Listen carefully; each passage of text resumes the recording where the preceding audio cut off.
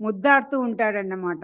హిమవంతుడికేనా కూతురుండేది, నాకు లేదా పరదేవత గూడా నా ఇంట్లో పుట్టింది కదా! అని తన కన్న కూతురు బిడ్డ దగ్గరికి బోయి దాదాపు 20 ఏళ్లుంటాయి ఆ పాపకి పడుకోనుంటే, పొయ్యి ఆ అమ్మాయి గడ్డం పట్టుకొని కరాగ్రేణ సృష్టం తుహినగిరిన వసవతయ అని ఆమెనెంతో లాలనగా ఇదిగా చేస్తా ఉంటే, ఆ అమ్మాయి ఏం తెలియక "ఏంటి నాన్న ఇలా చేస్తున్నావు?" అని తర్వాత అడిగితే, ఆమె లేసిన తర్వాత అప్పుడు చెప్తాడన్నమాట. అంటే మన భావంలో ఎంత విశ్లేషణ, ఎంత లాలిత్యం పొందుతున్నాం. అమ్మ హిమవంతుడికి నా కూతురుండేది. నాకు గూడా కూతురుంది గదా! నువ్వు కూడా ఆ పరదేవతవే గదమ్మా! అని జెప్పి నేను కూడా ఇలా బుజ్జగిస్తున్నానమ్మా అని చెప్తాడనమాట. అంటే మన ఇంట్లో బిడ్డలున్నా కూడా ఏ పని చేసినా గూడా సాక్షాత్తు భగవంతుడే నా ఉపచారాలు చేస్తే అది భగవంతుడికే అందుతాయన్నమాట. అమ్మ వింటున్నారా? ఆ! అమ్మ వింటున్నా అమ్మ. వింటున్నా. ఆ! అంటే అంత గొప్పదన్నమాట ఇవన్నీ గూడా. నిన్న చెప్పిన ఆ మన్మథుడిని మా ఈశ్వరుడు మూడో కన్నుతో చూస్తే భస్మమైపోతాడన్నమాట. భస్మమైపోయినప్పుడు అమ్మ కళ్ళ చూపుల్లో నుంచి వచ్చే సంజీవి కిరణాలన్నమాట. అమ్మ కనుచూపులు సోకగా సంజీవిని పరంపరలై తాకగా ఇంపైన సొంపైన మరిశక్తితో తానిలిచే రతి ఎదుట ఆ మదనుడే. పరమేశ్వరుడు భస్మం చేశాడు గదా! మళ్ళీ పూర్తిగా బ్రతికిస్తే నా పాతివ్రత్య ధర్మానికి ఆయన కోపమొస్తుంది కదా! అని తన భార్య రతీదేవికి మాత్రమే ఆయన పూర్తి మనిషిగా కనిపించేటట్టు చేసి మిగతాదంతా గూడా ఆ జీవుడిని ఉంచేస్తుందమ్మ. అంటే ఆయన బతికిస్తుంది రతీదేవికి మాత్రమే బతికిస్తుందన్నమాట. అదేంటి హర నేత్రాగ్ని సందగ్ధ కామ సంజీవనౌషధ్యే. ఎక్కడన్నా ఎవరికన్నా యాక్సిడెంట్ జరిగితే వాళ్ళ మీద దృష్టి పెట్టి ఈ మంత్రాన్ని గిన మనం జపం చేస్తే వాళ్ళు తొందరగా కోలుకుంటారన్నమాట. అది అంత గొప్ప అవి అంత గొప్ప మంత్రాలన్నమాట అవన్నీ కూడా. అలా ఎంత గొప్పదంటే ఆ తల్లి మద్మతుడు ఏమీ ఉండదు ఆయన దగ్గర. ధను, పౌష్పం, మోర్వి, మధుకరమయి పంచవిసిక వసంత సామంతో మలయమరు దాయోతన రథః. తథాప్యేక సర్వం హిమగిరిసుతే కామపి కృపాం అపాంగాతే లబ్ధ్వా జగదిదో అనంగో విజయతే తల్లి. ఆయన దగ్గర ఏముంటాయి బాణాలు? 5 బాణాలుంటాయి. చంపకము, అశోకము, పారిజాతము ఇంకేదో 2 బాణాలుంటాయన్నమాట ఆయన దగ్గర. అవి అంటే పుష్పాలు ఆయన బాణాలు. తుమ్మెదలు వింటినారి. తుమ్మెదలు వరుసగా నిలబడతాయా? నిలబడవు గదా! అలాంటి బలహీనమైన వస్తువులు ఆయన వింటినారన్నమాట. అలాంటి వాటితో పట్టుకొని ఆయనేం చేస్తాడు? ఈ యావద్ విశ్వాన్ని మన్మథుడు తాకని మనిషంటూ ఎక్కడా ఉండడేమో సృష్టిలో ఏ 10 మంది ఉంటారో. అంత తన యొక్క బీభత్సంగా వాళ్ళనేమంటే మహామాయలో ముంచి, వాళ్ళ నుంచి వాళ్ళల్లో ఒక కామ ప్రకోపం కలిగించి, కోరికలను కలిగించి, వాళ్ళని మళ్ళీ గూడా సంసారం వైపు తిప్పుతూ, ఈ సృష్టి నడిపించేదానికి మన్మథుడు కారణమన్నమాట. ఆయన్ని సృష్టించిందే అందుకన్నమాట. ఆ విధంగా అట్ట సృష్టించిన ఆయన బాణాలేంటి? పుష్పాలు. తాడేంటి? తుమ్మిదల గుంపన్నమాట. ఇలాంటి వాటిని పట్టుకొని ఆయన సారథేంటి? వసంతుడు. వసంతుడు ఎన్నాళ్ళొస్తాడు? చైత్ర వైశాఖ మాసంలో వసంత ఋతువు వస్తుంది. అలాంటి వసంతుడిని సారథిగా పెట్టుకుంటాడు. మలయ మారుతం ఆయన యొక్క రథసారథన్నమాట. అంటే ఒక క్షణం గూడా గాలి ఎప్పుడో వస్తుంది, ఎప్పుడో వెళ్ళిపోతుందన్నమాట. ఇలాంటి బలహీనమైన వస్తువులతో గూడా యావద్ విశ్వాన్ని జయిస్తున్నాడంటే తథాప్యేక సర్వం హిమగిరిసుతే. అమ్మా! నీ పాదాలు పట్టుకోబట్టి ఆయనకంత శక్తి వచ్చింది. మమ్ము కూడా అనుగ్రహించమ్మా అని కోరుకుంటారన్నమాట. అంత గొప్పదన్నమాట. నిన్న చెప్పేటప్పుడేమంటే ఆహ్ ఆ తర్వాత నిన్నేమి అమ్మ దగ్గరికి ఎక్కడికొచ్చినామంటే, అమ్మ వెళ్ళిపోతుంది. మళ్ళీ పరమేశ్వరుడు వచ్చి ఆమెను పరీక్ష పెడతాడు. తపస్సు చేస్తుంది. తపస్సులో నుంచి మా ఒక మారువేషంతో వస్తాడు. వేషంతో వచ్చిన తర్వాత మళ్ళీ అమ్మ తపస్సు చేస్తుంది. తపస్సు చేసిన తర్వాత మళ్ళీ అమ్మ ఆయన్ని చూసిన తర్వాత సిగ్గుతో తల వంచుకుంటుందన్నమాట. సిగ్గు గూడా ఒక విభూది. ఈ కాలంలో పెళ్లి చేసుకునే వాళ్ళకు, ఆడపిల్లలకి గాని ఎవరికీ సిగ్గనేదే లేకుండా పోయింది. యాదేవి సర్వభూతేషు లజ్జారూపేణ సంస్థిత. నమస్తస్కై నమస్తస్కై నమస్తస్కై నమస్తస్కై నమో నమః. ఆ లజ్జ అనేది కూడా అమ్మ యొక్క విభూది. దాన్ని ధరించడం కూడా, దాన్ని అనుభవించడం కూడా ఒక గొప్ప శక్తి అన్నమాట. అప్పుడేంటి వాళ్ళకు నారదుడు పరమేశ్వరుడు సప్త ఋషులని అరుంధతి దేవిని పంపిస్తాడు. హిమవంతుని దగ్గరికి పోయి కన్యని అడగండి. ఇంతకుముందు రక్షపుత్రికి సతీదేవిగా ఉంచినప్పుడు ఆ వేదోక్త విధిగా నేను ఆమెను పెళ్లి చేసుకోకపోబట్టి అది కూడా భంగమైపోయింది. ఈసారి వేదోక్త విధిగా పెళ్లి చేసుకోవాలని చెప్పి వాళ్ళ దగ్గరికి పంపిస్తే సప్త ఋషులు అరుంధతి దేవి అమ్మను చూసేసరికి గిరిజాదేవిని చూసి ముగ్ధులైరి ఇంకా అసలు వాళ్ళకి శరీరము, మనసు, జీవుడు, ఆత్మ ఏమి పనిచేయకుండా అమ్మలోనే వాళ్ళ మనసు లీనమైపోయిందంట. అంటే ఒక్క తలంపుతోనే లయమైపోయిందన్నమాట. ఆ తర్వాత స్వామినేమంటే అప్పుడు తీసుకొచ్చి ఉమామహేశ్వరుల కళ్యాణానికి వనగూరుస్తాడు. ఇక్కడి నుంచి అద్భుతమైన భావ విన్యాసం జరుగుతుందన్నమాట. ఆ పరమేశ్వరుడు అప్పుడు బ్రహ్మదేవుడే పురోహితుడయ్యి ఆయన నందివాహనుడై వస్తూ ఉంటే అప్పుడు ముక్కంటి ఈశుని ఆ భస్మ రూపుని నాగభూషణుని చిత్ర ఆకృతిని గాంచి వలదని విలపించి వారించే ఆ మేనకాదేవి. అప్పుడు ఏం చేస్తారంటే మునులు, ఋషులు వీళ్ళందరూ కూడా పరమేశ్వరుడి దగ్గరికి వచ్చి, స్వామి నువ్వు గిన హిమవంతుడి దగ్గర కన్యను పెళ్లి చేసుకుంటే మాకు తపస్సు చేసుకునే దానికి ఇంక హిమాలయ పర్వతం లాంటి చోటు ఈ భూమి మీద ఎక్కడా లేదు. అది నీలో కలిసిపోతుంది. సాకారంగా ఉండేది నిరాకారమైపోతుందని అన్నప్పుడు, అప్పుడు ఏమంటే మనోవాక్కాయ కర్మలచే త్రికరణ శుద్ధిగా వాళ్ళు నీకు కన్యాదానం చేయకూడదు అనుకొని అప్పుడేం చేస్తాడంటే స్వామి తన యథార్థమైన రూపంతో 3 కళ్ళతో, భస్మముతో, నాగభూషణాలతో కనిపిస్తాడు. అది చూసి మేనకాదేవి వద్దని చెప్పి ఏడ్చి చాలాసేపు గలబా చేస్తుంది. నా బిడ్డకి ఇలాంటి అతన్ని ఇచ్చి చేసేదని చెప్పేసి. ఆ తర్వాత మళ్ళీ అరుంధతి దేవి తల్లులంతా వచ్చి ఆ విశ్వనాథుడు మంగళాధాముడు సర్వేశ్వరుండు దేవాది దేవుడు నీ కన్యకామణికి నిజమైన వరుడు అని ఇక ఊరడింప. అప్పుడు వాళ్ళందరూ వచ్చి అమ్మ ఇది ఒక నాటకం లేమ్మా నువ్వు దాన్ని పట్టించుకోవాక అని చెప్తే అప్పుడు ఆమె ఒప్పుకొని కన్యాదానం చేస్తారు. కానీ ఎక్కడో భయపడుతూనే ఉంటదన్నమాట ఆయన కన్యాదానం చేసేదానికి. ఆ ఫలితంగా హిమాలయ ప్రాంతాలు ఇప్పటికీ మనకుండయన్నమాట. లేకపోతే హిమాలయ పర్వతాలు మనకుండేవి కాదు. అప్పుడు మనం ఇప్పుడు ఆ విశ్వనాథుడు ఇప్పుడు పరమేశ్వరుని దర్శనం చేస్తున్నాం మనసులో. ఆ విశ్వనాథుడు మంగళాధాముడు ఆ పరమేశ్వరుడు వస్తూ ఉన్నాడు. మన హృదయంలో నిలిచి సర్వేశ్వరుండు దేవాది దేవుడు అని చెప్పేటప్పుడు ఆయన రూపాన్ని, ఆయన మనసును మన లోపల లయమైపోయిన మన హృదయంతో ఇప్పుడు అర్చిస్తున్నాం అన్నమాట. సుందరాకార హే సుందరేశా నటరాజ శ్రీ సార్వభౌమా గిరిరాజ తనయ హృదయాభిరామ హిమగిరి వాసులు స్వాగతములు పలుక కళ్యాణధాముడై నిలిచే కైలాసనాథుడు. ఇప్పుడు మన హృదయంలో స్వామి కనిపిస్తున్నాడు ఆ పరమేశ్వరుని. ఆయన పాదాల దగ్గర ఉంటున్నాం, ఆయన పాదాల దగ్గర పూలంచుతున్నాం, ఆయన్ని మనం ప్రార్థన చేస్తున్నాం. సుందరాకార హే సుందరేశా నటరాజ శ్రీ సార్వభౌమ గిరిరాజ తనయ హృదయాభిరామ హిమగిరి వాసులు స్వాగతములు పలుక కళ్యాణధాముడై నిలిచే కైలాసనాథుడు. అప్పుడు ఆయన్ని మహాలక్ష్మి, సరస్వతీదేవి, శచీదేవి వీళ్ళందరూ కూడా పెళ్లి కుమారుని చేస్తే అప్పుడు సుందరేశ్వరుండై వెలుగ చంద్రమౌళీశ్వరుండు.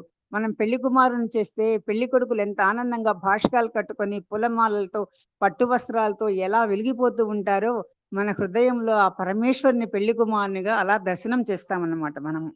అప్పుడు ఎందరెందరో ఇప్పుడు చెప్పా మీకు యక్ష కింపురుష గంధర్వులు ఎందరెందరో స్థావర జంగమములై కదల హిమాచలమే కృంగిపోయి. అప్పుడు అందరూ త్రిమూర్తులు, ఋషులు, మునులు, దేవతలు వీళ్ళందరూ వస్తే స్థావర జంగమాలు, నదులు, సముద్రాలు అవన్నీ కూడా రూపం దాల్చి వస్తే ఆ బరువుకు హిమాచలం కుంగిపోద్ది. అంటే తాసులో బరువు ఎక్కువైపోతే ఎట్లా కుంగిపోద్ది అట్లా కుంగిపోతుంది.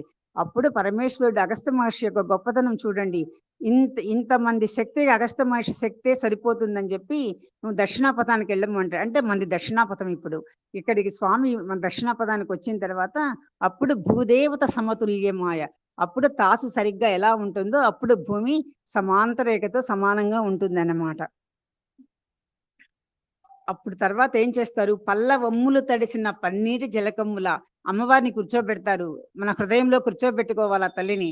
పన్నీటి జలకమ్ముల మంగళ స్నానాలు. పల్లవమ్ములంటే మామిడాకు చిగుళ్ళు అన్నమాట. అవి బంగారు కలశాలలో పెట్టి అవన్నీ కూడా దాంట్లో పువ్వులు, సుగంధాలు, కస్తూరి ఇవన్నీ కూడా ఎన్ని సుగంధ ద్రవ్యాలు ఉంటాయో అవన్నీ కలిపి అమ్మవారికి కూర్చోబెట్టి మంగళ స్నానాలు ఎలా బంగారు సింహాసనం మీద అమ్మని కూర్చోబెట్టి స్నానం చేయిస్తున్నాము. పట్టి కట్టి స్నానం చేసేదానికి కూడా వేరే వస్త్రాలు ఉంటాయి. అలాంటి వస్త్రాలు కట్టిన తర్వాత ఆ మధుర మోహన ముగ్ధ అమ్మ యొక్క ప్రాయం ఎన్నాళ్ళు ఉంటుంది, 18 సంవత్సరాలు ఉండే తల్లిని చూసుకోవాలన్నమాట. అంత చిన్న వయసుతో అమ్మ మెరిసిపోతూ ఉంటుంది. అలాంటి తల్లికి హిమగిరి తనయకు హైమవతి దేవికి ఆ తల్లికి మంగళ స్నానాలు చేస్తున్నాం. చిద్రూపి పరదేవత శ్రీమాతకు మంగళ స్నానము లేము గన్న తల్లికి. ఆ తర్వాత ఆ తల్లికి ఆ వస్త్రాలన్నీ అయిపోయిన తర్వాత అమ్మకి ఏం చేస్తున్నాము, దివ్య కాంతుల మేనికి అరుణ కాంతుల వస్త్రమమురా. ఆమె శరీరం అంతా అరుణ కాంతులతో మెరిసిపోతూ ఉంటే ఆమెకు బంగారు రంగుతో వస్త్రాలు అలంకారం చేసిన తర్వాత అసమానమై వెలిగే తల్లి అపరంజి బొమ్మ. ఆమె ఎలా వెలిగిపోతుంది, ఏది ఈ సృష్టిలో ఆమె సౌందర్యానికి ఏది సమానం అని చెప్పలేము. అంత అసమానమై వెలిగిపోతుంది ఆ తల్లి. నల్ల కలువల తోట సొగసైన కురులకు అగరు ధూపము బట్టి. ఇవన్నీ కూడా భావంలో ఆ తల్లిని దర్శనం చేస్తూ ఉన్నామన్నమాట. అప్పుడు ఆమె కురులన్నీ కూడా గుడ్డతో తుడిచి వాటన్నిటికి కూడా అగరు ధూపాలు పట్టి, అప్పుడు పట్టి కురుల వాసన గ్రోల సిగ పువ్వులమర. అప్పుడు ఆమె జుట్టు వాసన వస్తుంటే పూలన్నీ కోరుకుంటాయన్నమాట. ఎప్పుడెప్పుడు అమ్మ కొప్పు చేరి ఆ వాసన మనం స్వీకరిద్దామని. ఎప్పుడైతే అమ్మవారి జుట్టుని మన హృదయంలో ప్రార్థన చేస్తామో ధ్వనోతు ధ్వాంతం నా స్థులిత దళితేంది వరవరం అని చెప్తారు ఆదిశంకరాచార్యులు. అంటే అమ్మ జుట్టుని మీరు దర్శనం చేస్తే ఆ నల్లటి జుట్టుని మీలో ఉండే అజ్ఞానాన్ని సమూలంగా అమ్మ పెకిలించి వేస్తుంది అని చెప్తారన్నమాట. అమ్మలో ఉండే ప్రతి అవయవానికి ప్రతి దానికి ఒక తత్వాన్ని, ఒక అర్థాన్ని, ఒక సార్థకతని ఇస్తారు ఆదిశంకరాచార్యులు. అప్పుడు ఆమె యొక్క ఇప్పుడు మనం ఏం చేస్తున్నాం, ఆమె కరులకు ధూపం పెట్టాం, ఆమె కురులు వాసన ఆ పూలను కూడా వాసన చూస్తున్నాం. అయి సిగ పువ్వులమ్మర సింగారమై వెలిగే శృంగారమూర్తికి. అత్యంత శృంగారంగా తల్లి మెరిసిపోతుందన్నమాట. నుదుట కళ్యాణ కస్తూరి తిలకమూతిద్ది. అప్పుడు ఆమె కళ్యాణ తిలకం పెడుతున్నాం మనము. పసుపు పారాణి పాదంబులద్ది. ఆమె పాదాలకు పారాణి పుస్తూ ఉన్నామన్నమాట. కర కంకణాదుల చేతులకి కంకణాదులు కూడా ఆభరణాలు పెడుతున్నాం. మణి మేఖలాదుల వడ్డాణాలు అవన్నీ పెడుతున్నాం. మణులతో మెరిసిపోతుండే. సొగసైన తల్లికి సోయగమ్మును గుర్చిది. అలాంటి తల్లికి ఈ ఆభరణాలతో సోయగం ఇంకా మెరిసిపోయేటట్టు చేస్తున్నామన్నమాట. జగదేక మోహిని నీ లావణ్యవతిని అతిలోక సౌందర్య రాశి నీ రూపు నీ సొగసు నాలోన చూడమ్మ తల్లి.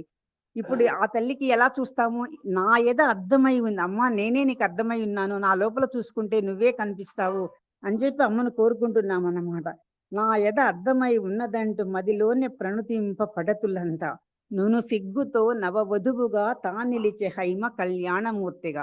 ఇవన్నీ అలంకారాలు చేసుకొని అమ్మ కళ్యాణ కళ్యాణంలో ఎలా ఒక తల్లిని మనం అలంకారం చేస్తామో, ఒక యువతిని అలంకారం చేస్తామో, అలాంటి అలంకారంతో మన ఎదుట సిగ్గుతో అమ్మ తల వంచి నిల్చుందన్నమాట. ఆ తల్లి అప్పుడేంటి గౌరీ పూజ చేస్తాం కదా, ఆ తల్లి కూడా గౌరీ పూజ చేస్తుంది. తనను తానే అర్చించే ఆ చల్లనమ్మ కలహంస ఓలే నడిచే కళ్యాణ దేవత. ఇంకా అమ్మ నడిచి ఆ అడుగులకన్నీ వస్తూ ఉంటే పారిజాతాలు సన్నజాజులు ఆమె పాదాల ముందు ఆమె అడుగులు పెడుతూ ఉంటే ఆ పూల పాన్పుల్లాగా కింద అవన్నీ పూలు పరుస్తుంటే అంగనాములో ఎంతో మంది స్త్రీలు ఆమెను తీసుకొని వస్తుంటే తల వంచి కలహంసలాగా నడుస్తూ ఉందన్నమాట. మనలో హంస సోహం అనే శబ్దంతో ఎలా ధ్వనిస్తూ, ఎలా హంసధ్వనితో మనలో ఊపిరి ఎలా పీలుస్తూ ఎలా వస్తుందో దాన్ని కూడా హంస అని అంటారన్నమాట అమ్మని. అందుకే మరాళి మందగమన అని అమ్మకు పేరన్నమాట. ఆ విధంగా అమ్మతో కళ్యాణ ఘడియ కాగా ఆ విధంగా అమ్మ వస్తుందన్నమాట. అప్పుడు మంగళా తోరణములు మంగళాధ్వనులతో దీప్యమై వెలిగే కళ్యాణ వేదిక. అప్పుడు నా దృష్టిపథానికి ఎలా ఉంటుందో అర్థం కాలే. అప్పుడు తిరుమలలో స్వామికి ఏ ఆ బ్రహ్మోత్సవాలలో చేస్తారు కదా, తిరుమలంతా అలంకారం చేస్తారు కదా, అది ఒక్కసారి మనసులో మెలిగిందనమాట. ఆ విధంగా చూసుకున్నాను. అప్పుడు వధూవరులపై పుష్పవృష్టియే కురియగా. అప్పుడు పార్వతీ పరమేశ్వరుల మీద పైనుంచి కూడా అన్ని రకాల పుష్పాలతో వాళ్ళని పూజ ఈ ఇది అన్ని పుష్పయాగం చేస్తారు కదా, ఆ విధంగా అక్కడి నుంచి పుష్పాలన్నీ కురిపించామన్నమాట.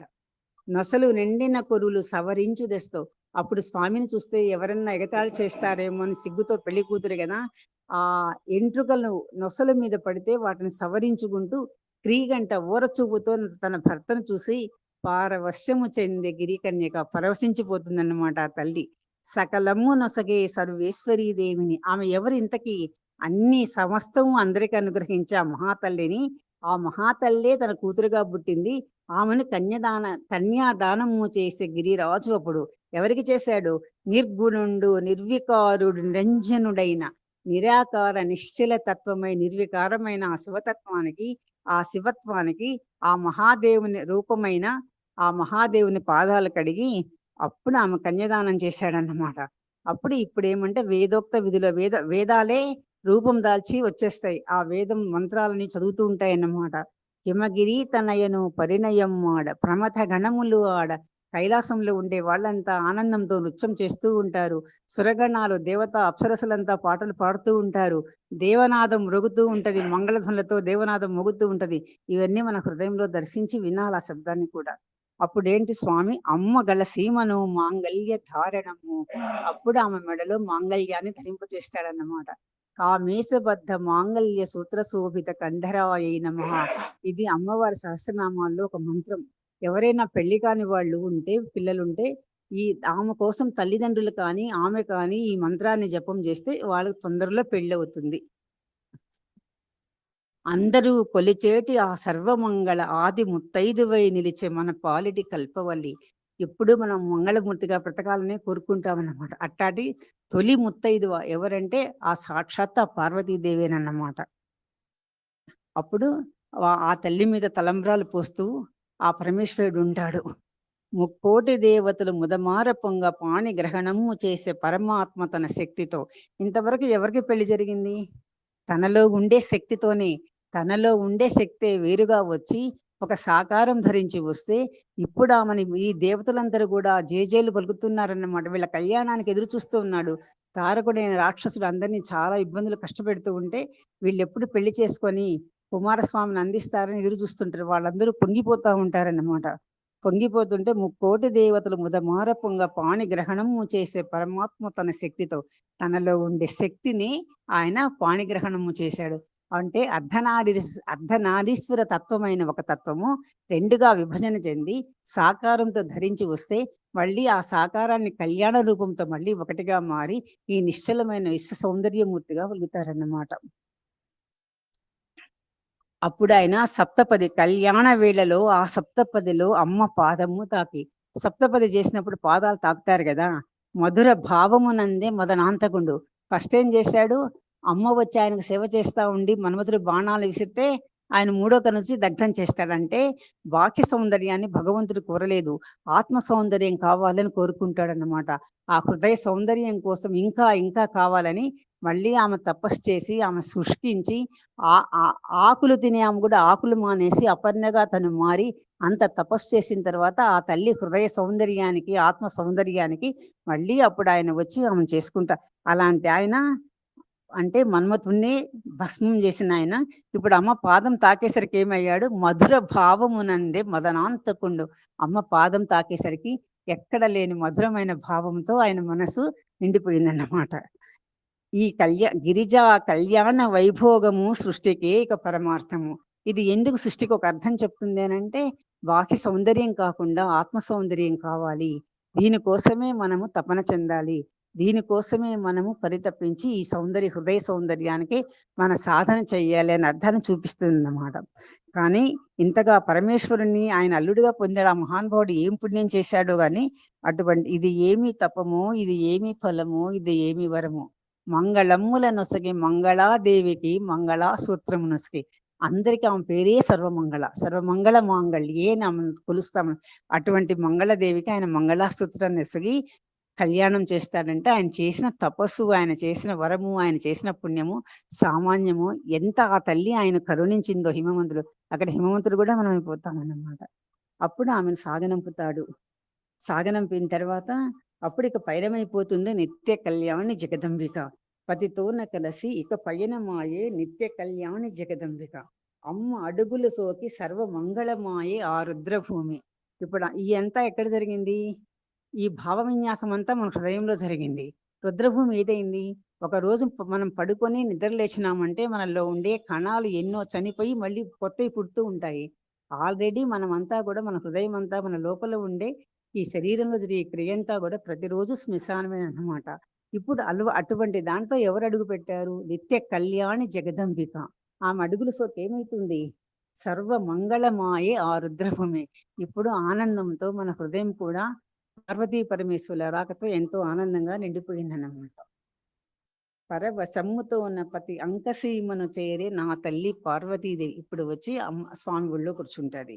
ప్రేమతో సగ దేహం ఇచ్చి అర్ధనారీశ్వరుండయి వాళ్ళిద్దరూ ఒకటైపోతారు. అప్పుడు ఆ యొక్క ప్రసన్నుడయి సాక్షాత్తు కుమారస్వామి ఎన్నో రకాల భంగిమలతో ఆయన జన్మ తీసుకుంటాడన్నమాట. అప్పుడు ఆయన తారకుని వధించేస్తాడు. ఇటువంటి ఆది దంపతుల చరిత్రము కూడా అమ్మ నాన్నలు ఇప్పుడు వీళ్ళెవరు నాకు సాక్షాత్తు ఈ దేహానికి ఇచ్చిన వాళ్ళు తల్లిదండ్రులు కాకుండా తల్లిదండ్రులు అంటే మన హృదయం టక్కున వాళ్ళిద్దరిని చూసేటట్టు రెడీ కావాలన్నమాట. ఆ పార్వతీ పరమేశ్వరులే తల్లిదండ్రులు. జగతౌ పితరౌ వందే పార్వతీ పరమేశ్వరం. ఈ జగత్తుకే వాళ్ళు తల్లిదండ్రులు. అంటే ఈ జీవుడు అనంత జీవన పయనంలో వాళ్ళలో నుంచి వచ్చిన వాడే కాబట్టి అప్పటి నుంచి ఇప్పటి వరకు మళ్ళీ వెళ్ళేంత వరకు కూడా తల్లిదండ్రులు వాళ్ళే అవుతారన్నమాట.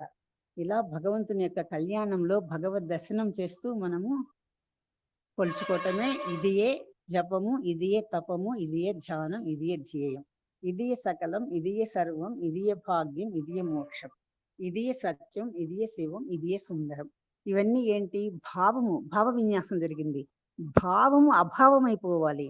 అభావం అయిపోయి అది స్వభావంగా మారాలి. కొద్ది రోజులకి కొంతకాలానికి భావం చేసిన తర్వాత అంతఃకరణ శుద్ధి కలిగి అంతఃకరణం వినిర్మలమైపోయి దానిలో ఎటువంటి మాలిన్యం లేకుండా నీవే అభావం అయిపోయి ఇంకా పరిపూర్ణమైన ఒక ఎక్కడ చూసినా కూడా సాక్షిగా నిలబడిపోతావు. అక్కడ ఇంకా భావ విన్యాసం జరగదన్నమాట. అప్పుడు ఎక్కడ చూసినా కూడా జీవుడు దేవుడు వేరు వేరుగా ఉండేది భ్రమం అయిపోతాడు. జీవుడు ఉంటేనే దేవుడు వస్తాడు. జీవుడు లేకపోతే దేవుడు కూడా లేడు. దేవుడు కావాలంటే జీవుడనే ఒకడు ఉంటేనే దేవుడు అనేది రెండోది వస్తుంది. ఇప్పుడేంటి తానే పరమాత్మ తానే భ్రమమైపోయిన తర్వాత ఇంక అక్కడ జీవుడు దేవుడు రెండూ లేవన్నమాట. ఇలా అభావం అయిపోయి ఇది తన స్వభావం అయిపోయి తన దృష్టిలో తన జీవన కాలంలో భగవంతునితో ఐక్యమయ్యేంత వరకు కూడా తను బ్రహ్మంగానే పరిణమిస్తాడు. ఇది తల్లి